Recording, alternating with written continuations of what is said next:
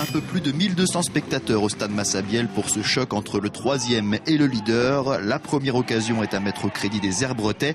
6e minute, le centre de Papin trouve la tête de Benariès, mais le ballon passe largement au-dessus du but. Trélissac réplique avec un centre de Gérard, mal repoussé par la défense des Herbiers. La reprise de Gbizier n'est pas cadrée. 19e minute, Papin élimine 2 défenseurs, mais dévisse complètement sa frappe. Le jeu est fermé, les occasions sont rares dans cette première mi-temps, mais Trélissac est quand même tout près d'ouvrir le score dans les arrêts de jeu.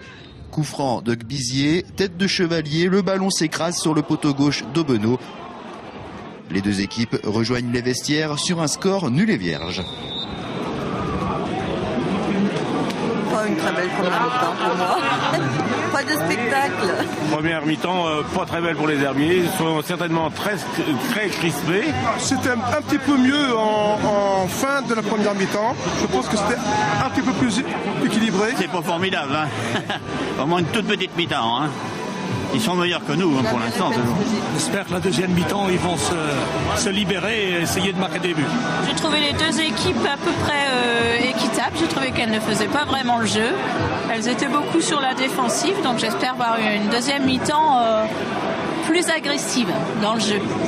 À la reprise, les Herbretais opèrent un changement tactique et se montrent beaucoup plus offensifs. Sur ce long dégagement d'Aubeneau, Schuster manque le cadre.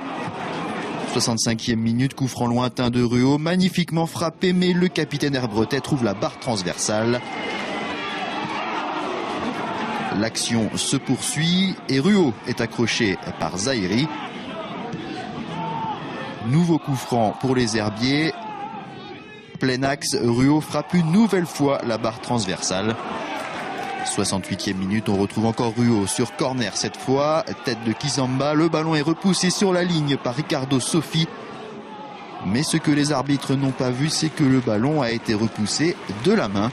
Le VHF aurait donc dû bénéficier d'un penalty. Cette deuxième mi-temps est largement dominée par les Vendéens. Trélissac se procure très peu de situations dangereuses. 73e minute, le centre de Tagay est repris par Kraichi, mais le gardien de Trélissac est sur la trajectoire. Il reste 5 minutes à jouer et les Herbretais continuent de pousser. Centre de Ruot pour la tête de Schuster, ce n'est pas cadré.